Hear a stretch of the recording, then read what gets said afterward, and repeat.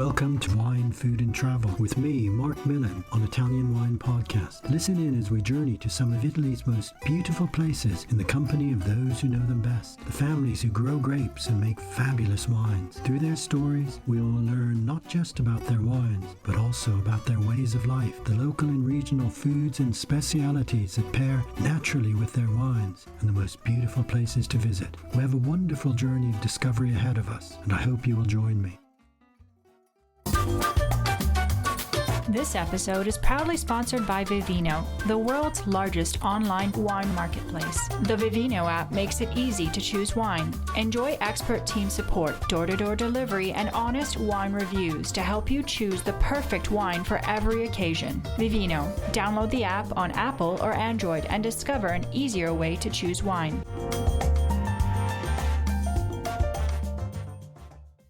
Welcome to Wine, Food and Travel with me, Marc Millon, on Italian Wine Podcast. This week, my guest, American award-winning author and journalist Robert Camuto, will take us to the south of Italy as we discuss his latest book, South of Somewhere, Wine, Food and the Soul of Italy, published by the University of Nebraska Press. Welcome, Robert. Thanks for joining me. How are you today? Great. Thanks for having me, Marc. Well, it's really nice to meet you. I've enjoyed your book so much. I love Palmento, and I've really enjoyed immersing myself in the pages of South of Somewhere. It's a really fascinating book and a compelling book. I couldn't put it down. Thank you. Your book starts and finishes in Vico Equense, south of Naples, on the Amalfi Coast. Tell us about this special place and what it has meant for you. Well, Vico is the hometown of my mother's family, and it's actually on the other side of the Amalfi Coast. It's on the Sorrento Peninsula, facing Naples and Mount Vesuvius. So incredible views, seafront. The town itself is perched on this very dramatic seaside cliff, and there's a marina down below. And this was the place where I really discovered the south of Italy when I went with my grandmother in 1968. I was 10 years old, and I grew up in the northeast of the United States, a very continental sort of place with cold winters and deciduous trees. And it was in Vico Equense that I really discovered a way of life and a way of living, and really those Mediterranean flavors and aromas that have stuck with me throughout my life. I remember, to go to the sea, walking through the olive groves, picking figs off the trees, the smell of an aunt's, mocha on the stove top with these little sweet bread she would have at the table. And those were all things that really, really have stuck with me. Before I appreciated wine, I really appreciated all those flavors and smells at the Italian table. Wow, that's a wonderful description. And in a way, these smells and tastes are your sort of equivalent to Proust's Madeleine that brings you back to your childhood. I love a phrase you have in the book where you say, it was in Vico Equense where you first learned that food could alchemize into emotion and that a meal could be an intoxicating adventure. Accompanying it all was wine. I guess for you, in this book, and as well as in Palmento, wine is that key to discovering not just a liquid beverage that we can all sometimes encounter and enjoy, but when wine is paired with local foods, it opens up and reveals that entire way of life that you're just suggesting there, and a way of life that is so different to life in northern Italy, in northern Europe, or indeed in North America. Yeah. Is that really the main subject, the interest for you in this book? Do you mean the wine aspect or the... No, I think it's this whole way of life, and wine as a way into that way of life. Yes, absolutely. And, what's really interesting about I think the further south you go in Italy, the richer, the more varied, and I would say the more almost baroque the experience at the table is. And as a result of that, I think that wine was one component of a meal. It wasn't the main necessarily thing, but it was something that went with that on meal times where you had such an incredible range of flavors and spices. And, you've got things like in the South, we can think about in the summertime, the fresh mozzarella that's never been refrigerated, and ricotta, and those, tomatoes that grow in the volcanic soils. I have a theory that a lot of these great wine regions that we think about, whether it's in the Piedmont in Italy or Burgundy in France, they don't have the same varied table that the South did. So they got most of a lot of fruit and character through wine, whereas I think in the south of Italy there's just so much competition at the table. That said, what's really exciting about the south of Italy now is that this Italian wine renaissance that we all have been watching and experiencing with a lot of passion is spreading south. So I think that people are putting a little more focus, or actually a lot more focus, on how to make these wines something great and really find their potential. So it's really a bit of both, from the food side and also this new emerging wine scene. Yeah, and I think that's actually what's so compelling for me about your narrative and about your storytelling, because you're taking us on journeys across Calabria, Campania, Basilicata, Abruzzo, Puglia, Sicily, Lazio.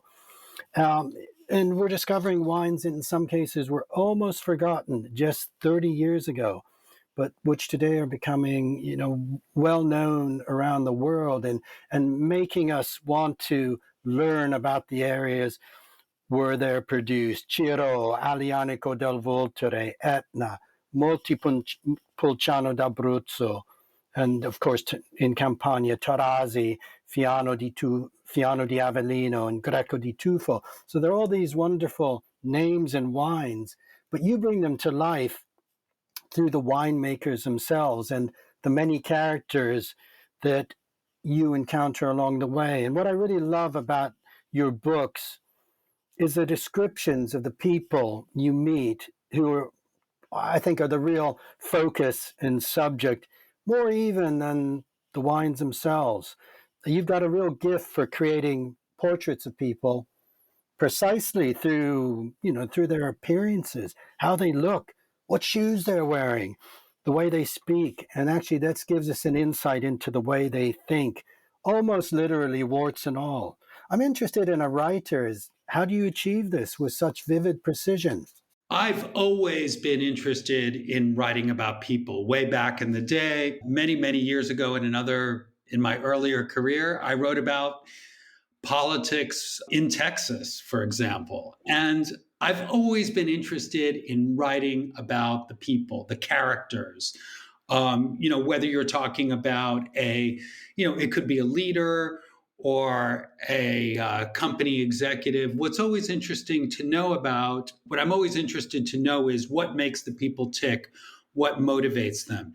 And in the wine world, people are so important because wine is culture, and great wines come from great cultures, and those cultures are made of people.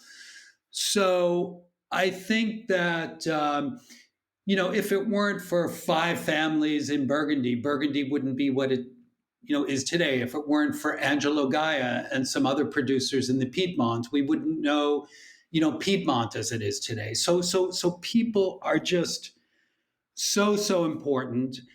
And I think also when you talk about the south of Italy, you have such rich characters. I mean, I've written about wine and food and travel, all over Europe. And in some cases, the characters are so great in Italy you love them so much. You can just almost leave your pad and pen on the table, and the story writes itself. Yeah, actually, I've met some of the people that you've described, and you are very, very laser like in your precision of your encounters. And actually, I think most of the or many of the really interesting and revealing encounters take place around the table, enjoying simple foods, often cooked directly in front of you. Somebody taking down off a shelf a frying pan and putting in a glug of their own extra virgin olive oil.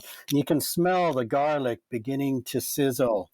And I could taste that creamy, oozing mozzarella di bufala that had been made just a few hours earlier when you were in Caserta. So these foods and wines, as you say, the wine is often just an element of the overall experience, but it's there that we really learn the most about the people, about a way of life through the foods and wines. Tell us about some of these iconic food experiences that you have in the book. Well, one of the things I wanted to mention there too, when you talk about like the preparation of the meal, in our brains, I mean, smell is so linked, to memory. And I think that's one thing that's come out in the last year or two, through the pandemic and people losing smell and learning about all of that. And, I think that's why this kind of storytelling is so important, because I think it connects with people in real ways that embeds, in their own memories. And like when you just talked about garlic sizzling in a pan, I mean, that's like a unique precursor of great things that are to come. But one of the things that I love about traveling through the South, and there were so many meals I can't enumerate them all, but one of the things I love about traveling and visiting wineries there is the wine tasting room is often the kitchen table. I mean, it's not some fancy remote place where you go taste wine and spit, but it's like right there with the homemade cheeses, the salumi, and, paired with the wines. So, I think in the south of Italy, you still have more of this kind of original, authentic closeness of wine as a family product, even though it's a little more than that. And to me, that's super important. I mean, you see families, they make their own prosciutto, and cutting the first slices off of that is a great experience. Yeah, I sense that for you, these simple meals enjoyed around a kitchen table are far more are what you enjoy far more than perhaps dining in fancy restaurants or Michelin star restaurants. It's this genuineness that you're experiencing here in the South. Yeah. Yeah. And one thing I wanted to talk about that too, I write a little bit about, some of the chefs and my experiences in some Michelin starred restaurants, which I often do find to be a little sad. This kind of like dot cuisine, that resembles a fine art painting, and, that you have this colored dot and that colored dot. And, for me, it's really important that cooking and a chef recall something of the territory. I mean, there's got to be a link, like a meaning and a purpose. Otherwise, it's just kind of like, showmanship and fireworks. I think even at the high levels, I mean, you do have that. You do have it in the South. Chefs like Gennaro Esposito, who I think, his flavors and his scents are really linked to that territory, to the memories of his childhood. And, you have Pino Cutaia, La Madia in Sicily, who I think is another great chef who really brings you back to the essence of the territory rather than, riffing on some recipe of a friend in Denmark or some other part of the world. Yeah, I guess that link to territorio is really the key, both in food and wine. It seems at the same time, at times your taste, your enjoyment of wine also follows this approach to food. Your time seems to almost betray something of a disdain for the precision of winemakers who want to control everything. Maybe winemakers primarily from wealthy estates in the north, compared to a more natural approach where wines are more rustic and more genuino, and that the South is uniquely able to deliver. Is that a fair assessment? I think that, I mean, I love a variety of wine. I mean, we all love Italian wine because it's so varied. The biodiversity is incredible. You can drink a different wine every night of the year and not repeat yourself. And I think that's a difference from, for example, from drinking French. And I know, many of us have spoken of that. Like you're not looking towards one goal, but different expressions of that. I'll give you an example. Last week, I was in Campania, focusing mostly on Fiano. And I went to a dinner at Feu di San Gregorio where they had, we drank like 7 or 8 Fianos. And I was just blown away by just the amazing diversity of these wines. I couldn't even map them in my head. There was late harvest ones that were very rich. There was minerally elegant, very fresh Fianos, and the expressions were just all over the place. And I love one of the things that Antonio Capaldo said about Fiano from this one area. He said it can smell like sfogliatelle. And if you know sfogliatelle, it's that Neapolitan pastry with this crunchy outer shell and inside this agrume flavored whipped ricotta. I mean, it's so Baroque. I had one just a few days ago when I was coming through, flying back from Palermo.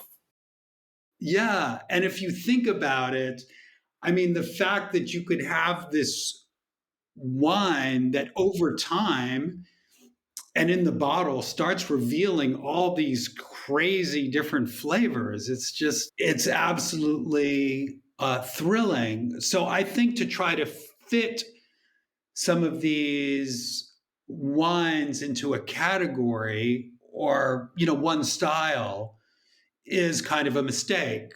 And, I think you want to go with the variety that you have and not try to fit them into a niche. Now, one thing that is very interesting when you talk about some of these Southern wines, many of them are bottled up north. And I think that in a way has held them back. Like you have many sparkling Fianos, for example, that are not very well made, that are made for, mass produced supermarket shelves up north. And on the other side of Italy, you have like Montepulciano d'Abruzzo. 45% of it is bottled in like Lombardy, Piedmont, and Veneto by huge bottlers. So I think there's still enormous potential for rediscovery, for more small producers getting involved and giving local expression to these wines. I guess part of what the subject of the book is this great wealth of native grape varieties that there were grapes that I hadn't heard of in your book from, obviously we know some of the major grape varieties from the South, but there's still so much to discover. Part of the subject of your book, I think something that's ever present is this north-south divide that exists in Italy, historically, politically, culturally, socially, of course, gastronomically. But it's been a historic exclusion of the South, a denigration of the South with racist attitudes to so-called terroni stoked up by the Lega and other far-right political parties. But yet, wine is a way of people elevating themselves and bringing some worth and dignity to lands that had been forgotten. Do you think that this north south chasm is as deep as ever, or Italians learning to respect and appreciate those from other areas, especially the south? Well, I call the book South of Somewhere because, I think Italy defines itself in that way. It's never really been a unified country. And rather than just a north south divide, I would say, like dividing the country into two pieces. I think it's many, many, many more pieces than that, divided by mountains and local cultures. And as I say in the book, everywhere is south of somewhere else. And I think that's how Italy defines itself. And I think in the last couple of years, you have had reminders of, different personalities in Italy saying, remember, there's always someone more north of you or more south of you. And I think it's a very relative thing. If you look at the north of Italy, I mean, look at Alto Adige. It used to be the south of Austria. Now it's the north of Italy. So I think at some deep level people understand that. And but once again, Italy, I think, is not so much organized around a north-south divide, but is uh, populations tend to be loyal to the local bell tower. And the best olive oil is the oil from over there. And the wine we drink here is the wine my father made. Or Yeah, yeah, that campanilismo. I mean, your subject is the South, but you're certainly not looking at it through rose-tinted glasses. Through you, we see the unfinished houses that blight the countryside, the chaos, the sometimes danger. Yet, in spite of it all, there's something here in the South that has vanished from other parts of Italy, indeed the rest of Europe. And would you say that something is the elusive soul of Italy that your book is in search for? And if so, how would you, in a few words, define that soul of Italy? well, I think there's just kind of a naturalness around. I think the family is a big part of it. The table, a way, a idea of community. And I think that's what has really held the South back from reaching its potential has been, many years of corruption, of, various mafias, a lack of opportunity, frustration, emigration from the area. But I think if you were to look back, say, in the chapter where I revisit Etna, what's very encouraging there is from the beginning of the Etna boom in the early zeros, I mean, you've seen that area really take off, and there's a real wine culture. And as Andrea Franchetti says, now young people can stay here. They can choose not to leave. And that's what's so important because these cultures are so rich. And it's just so important for young people to not have to leave, to go to Milan or London or New York, to be able to really valorize their territory. And that takes a lot of things. It takes a certain amount of confidence, vision, investment.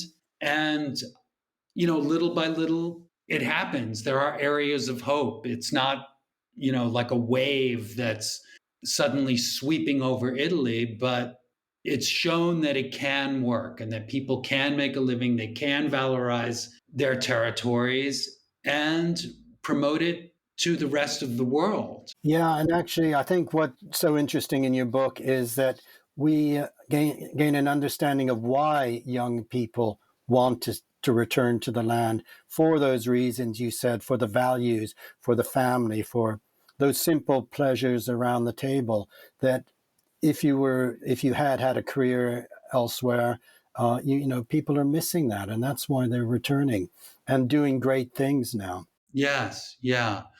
Well, at one point, as I speak about in the book, I think the two greatest riches of the South are its beauty and time.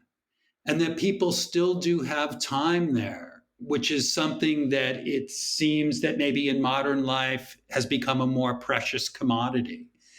And so when you even think about the word mezzogiorno, for the South, you just think of these long, interminable afternoons. I mean, it just says it perfectly. And I think, mezzogiorno as a way of life has kind of shrunken in other parts of the world. Yeah, that's true. Well, Robert, it's been great to have a chance to meet, to have a chance to talk to you about all of this. I would prefer if we were doing it over a glass of wine and perhaps seated around a kitchen table with the smell of sizzling garlic in the background and sharing a meal, but perhaps we can meet sometime soon. South of Somewhere is a brilliant book. It's an important book, and it's one that anyone who loves Italian wine, food, and travel will want to purchase and read. Bravo, Robert. Thanks for joining us this morning. Thank you, Mark. Thank you so much. Salute. Salute. We hope you enjoyed today's episode of Wine, Food and Travel with me, Marc Millon, on Italian Wine Podcast. Please remember to like, share, and subscribe right here or wherever you get your pods. Likewise, you can visit us at ItalianWinePodcast.com. Until next time, chin chin.